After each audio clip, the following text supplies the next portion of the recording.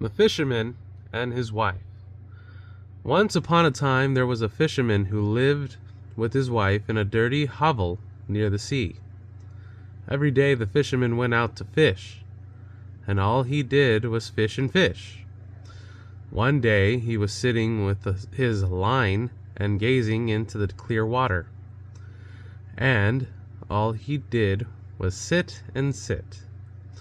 Suddenly his line sank deep down to the bottom, and when he pulled it up, he had a large flounder on the line. And the flounder said to him, "Listen here, fisherman. I beg of you, let me live. I'm not a real flounder, but an enchanted prince. So what would it benefit you to kill me? I certainly wouldn't taste very good. Put me back into the water and let me go." "Hold on," said the man. "You don't have to waste your words on me. I would have thrown a talking fish back into the water anyway." He then put the fish back into the clear water, and the flounder swam to the bottom, leaving behind a long streak of blood. Then the fisherman stood up and went to the hovel to be with his wife. "Husband," asked the wife, "didn't you catch anything today?" "No," said the fisherman. "I caught a flounder, but he said he was an enchanted prince, so I let him go." "Didn't you wish for anything?" asked the wife. "No," said the husband. "What should I have wished for?" "Ah," said the wife, "don't you think it's awful that we've got to keep living in such a hovel? It stinks and it's disgusting. You should have wished for a little cottage. Go back and call him. Tell him we want a little cottage. I'm sure he'll give us one." "But there's no reason to go back," said the husband. "Of course there is," said the wife. "Look, you caught him and let him go. That's why he's bound to give it to us. Now go at once." The man really did not want to go, but neither did he want to oppose his wife. So he went back to the sea. When he got there, the sea was green and yellow and no longer so clear. He stood on the shore and said, "Flounder, flounder, in the sea, if you're a man, then speak to me. Though I do not care for my wife's request, I've come to ask it nonetheless." The flounder came swimming up to him and said, "Well, what does she want?" "Oh," said the man, "my wife thinks I should have a wish for something because I caught you. Since she doesn't want to live in a hovel, she'd like a little cottage." "Just go home," said the flounder. "She's already got it." When the fisherman arrived home, his wife was no longer sitting in a hovel. Instead, she was sitting on a bench before the door to a little cottage. His wife took him by the hand and said, "Come inside, husband. Look! Now, isn't this better?" They went inside, and in the house he found a little halfway, a splendid parlor, and a bedroom. There was also a kitchen and a pantry furnished with all the best dishware and utensils, tinware and brass, everything that one could possibly need. Behind the cottage was a little yard with chickens and a duck, and a garden with vegetables and fruit. "You see," said the wife, "isn't this nice?" "Yes," said the husband. "Hopefully, it will stay that way. Now we can live quite happily." "That's something we've got to think about," said the wife. Thereupon they had something to eat and went to bed. Everything went well for about a week or two, and then the wife said, "Listen, husband, the cottage is much too cramped, and the yard and garden are too small. The flounder could have given us a larger house. I'd very much like to live in a great stone castle. Go back to the flounder and tell him to give us a castle." "Oh, wife," the husband said, "the cottage is good enough. Why should we want to live in a castle?" "My goodness," said the wife. "Just go back to him. The flounder can do this without any trouble." "No, wife," the husband said. "The flounder has just given us a cottage, and I don't want to go back to him again so soon. He might be insulted." "Just go," said the wife. "He can easily do it, and he'll be glad to do it. Just go back to him." The husband's heart grew heavy, and he did not want to go. He said to himself, "It just isn't right." Nevertheless, he went. When he got to the sea, the water was purple, dark blue, gray, and dense. It was no longer green and yellow, though it was still calm. Then he stood there and said, "Flounder, flounder, in the sea, if you're a man, then speak to me. Though I do not care for my wife's request, I've come to ask it nonetheless." "Well, what does she want?" the flounder asked. "Oh," said the man, somewhat distressed. "She just wants us in a great stone castle. Just go home. She's already standing at the gate," the flounder said. The man went back, thinking he was going home, but as he approached the spot where the house had been, he found a great stone palace, and his wife was standing on the steps just about to enter. She took him by the hand and said, "Come inside." He went in with her and found a big front hall with marble floor and numerous servants who opened the large doors for them. The walls were all bright and covered with beautiful tapestries. All of the chairs and tables in the rooms were made of gold. Crystal chandeliers hung from the ceilings, and all the rooms and chambers had carpets. Furthermore, the tables sagged under the weight of food and the bottles of the very best wine.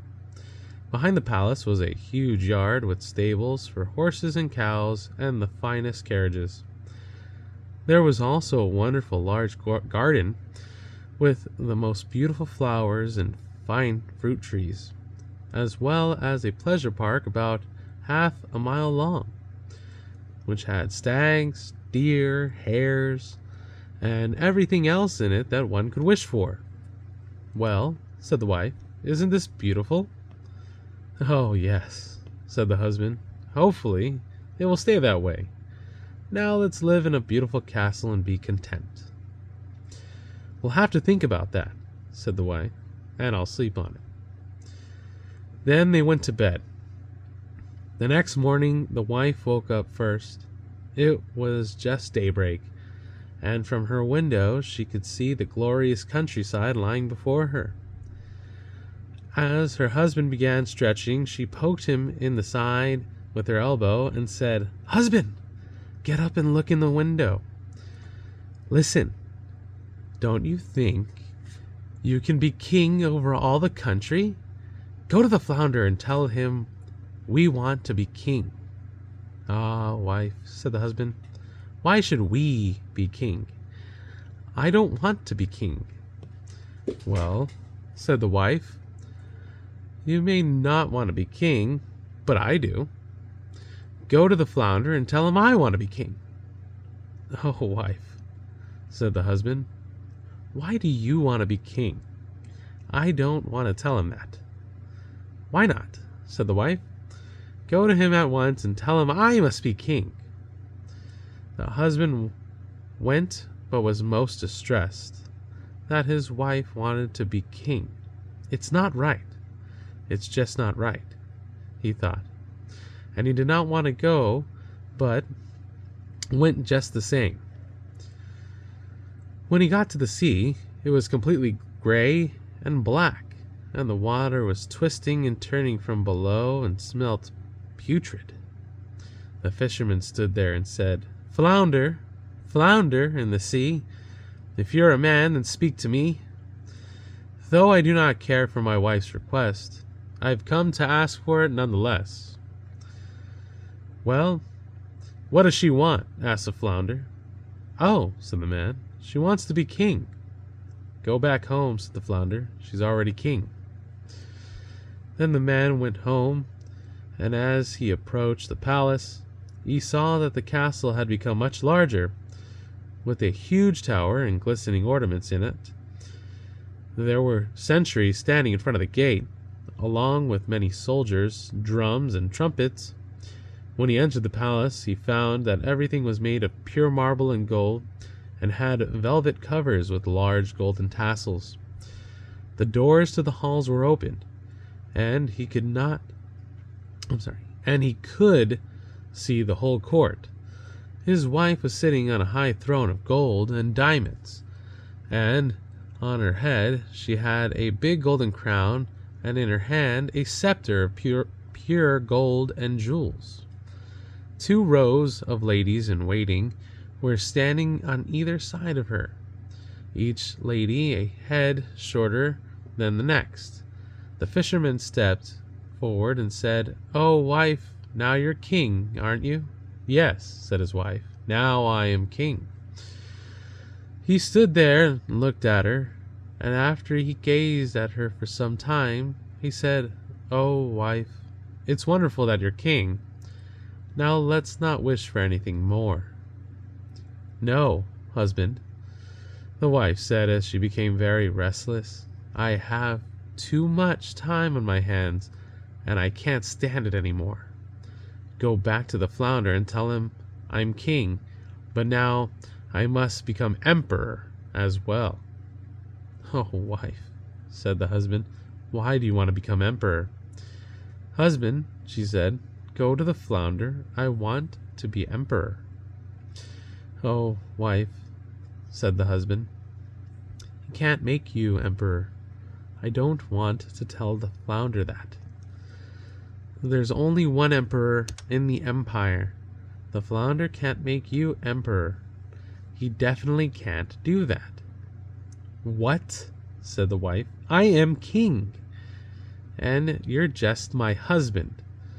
I want you to go there at once, and I mean at once. If he can make a king, he can also make an emperor. Go there at once."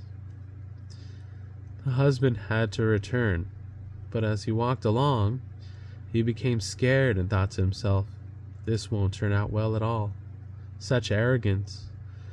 To want to be emperor. The flounder's going to get sick and tired of this." When he got to the sea, it was all black and dense, and it began to twist and turn from below so that bubbles rose up, and a strong wind whipped across the surface and made the water curdle. The man became frightened, but he stepped forward and said, "Flounder, flounder in the sea, if you're a man, then speak to me. Though I do not care for my wife's request, I've come to ask it nonetheless." "Well, what does she want?" asked the flounder. "Oh, flounder," he said, "my wife wants to be emperor." "Go back," said the flounder. "She's already emperor." Then the man went home, and when he arrived, the entire castle was made of polished marble with alabaster figures and golden ornaments. Soldiers were marching in front of the gate, and they were blowing trumpets and beating cymbals and drums. Meanwhile, barons, counts, and dukes were inside the palace walking around like servants. They opened the doors of pure gold for him, and as he entered, he saw his wife sitting on a 2-mile-high throne made of a single piece of gold. She was wearing a golden crown 3 yards tall and covered with diamonds and garnets. In one hand she held the scepter, and in the other the imperial globe. She was flanked on either side by 2 rows of bodyguards, each man shorter than the next, beginning with a tremendous giant 2 miles tall and ending with the tiniest dwarf, who was no bigger than my pinky. There were also many princes and dukes standing before her, and her husband stepped up and said, "Wife, now you're emperor, aren't you?" Yes, she said, I'm emperor. Then he stood there and took a good look at her, and after gazing at her for some time, he said, Oh, wife, it's wonderful that you're emperor. Let's keep it that way. Husband, she said, why are you standing there? It's true that I'm emperor, but now I want to be pope. Go and tell this to the flounder. Oh, wife, said the husband, what? What in heaven's name don't you want? You can't be pope. There's only one pope in Christendom. The flounder can't make you pope. Husband, she said, I want to be pope. Go there at once and tell him I must be pope. No, wife, said the husband. I don't want to tell him that. It won't turn out well. That's too much to ask. The flounder can't make you pope. Stop talking, nonetheless, husband, said the wife. If he can make me emperor, he can also make me pope. Go there at once. I'm the emperor, and you're just my husband, so do as I say. The man became frightened and went, but he felt rather queasy. He was trembling and shaking, and his knees began to wobble. A strong wind swept across the land. Dark clouds flew by as evening came. Leaves were falling from the trees, and the sea rose up in waves and roared as if it were boiling. And the waves splashed against the shore. In the distance, the fishermen could see ships firing guns in distress as they were tossing up and down by the waves. Though there was still a little blue in the middle of the sky, the horizon was completely red, as if a heavy thunderstorm were coming. Then he stepped forward, filled with fear and dread, and said, Flounder, flounder in the sea, if you're a man, then speak to me. Though I do not care for my wife's request, I've come to ask it nonetheless. Well, what does she want? Asked the flounder. Oh, the man said, she wants to be pope. Go back. And the flounder said, she's already pope. Then the man went home, and when he arrived, he found a great church with nothing but palaces surrounding it. He forced his way through crowds of people and found everything inside illuminated by thousands and thousands of candles. His wife was sitting on a throne even higher than the one before, and she was dressed in pure gold and 3 big crowns on her head. Numerous bishops and priests were standing around her, and there were 2 rows of candles on either side of her.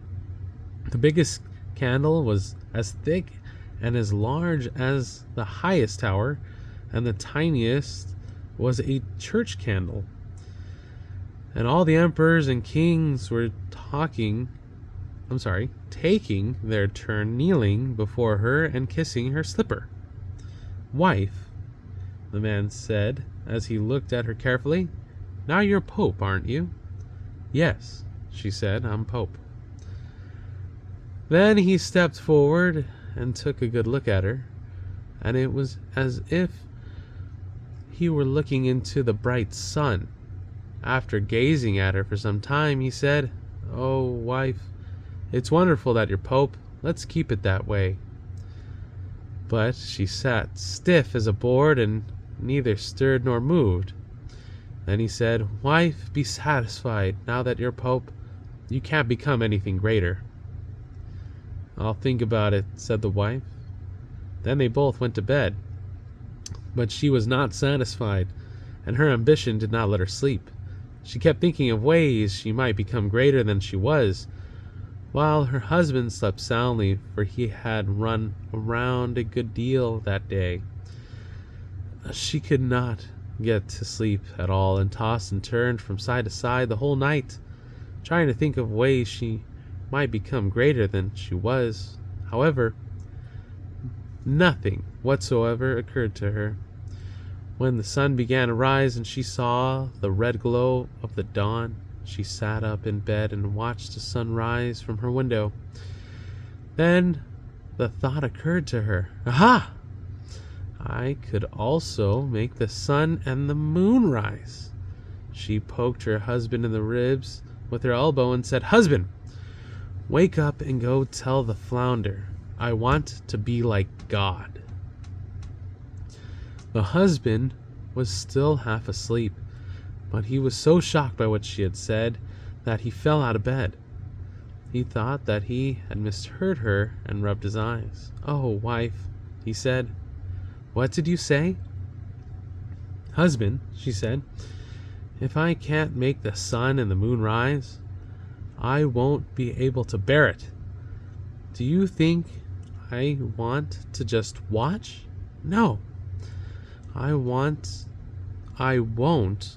have any more peace until I can make the sun rise." She gave her husband such an awful look that a shudder ran through his bones. "Go there at once. I want to be like God." "Oh, wife," the husband said, and fell down to his knees. "The flounder can't do that. He can make you an emperor and pope, but I beg you, be content and stay pope." She immediately became furious, and her hair flew wildly around her head. She tore open her bodice and gave him a kick with her foot and screamed, "I won't stand for it, and can't stand it any longer. I want you to go at once." He slipped into his trousers then and ran off like a madman. Outside, a great storm was raging, so he could barely keep on his feet. Houses and trees were falling, mountains were trembling, and large boulders were rolling into the sea from the cliffs.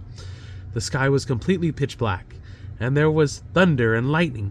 Black waves rose up in the sea as high as churches, steeples, and mountains, and they all had crests of white foam on them. Then the fisherman screamed, but he could not even hear his own words. "Flounder, flounder in the sea, if you are a man, then speak to me. Though I do not care for my wife's request, I've come to ask it nonetheless."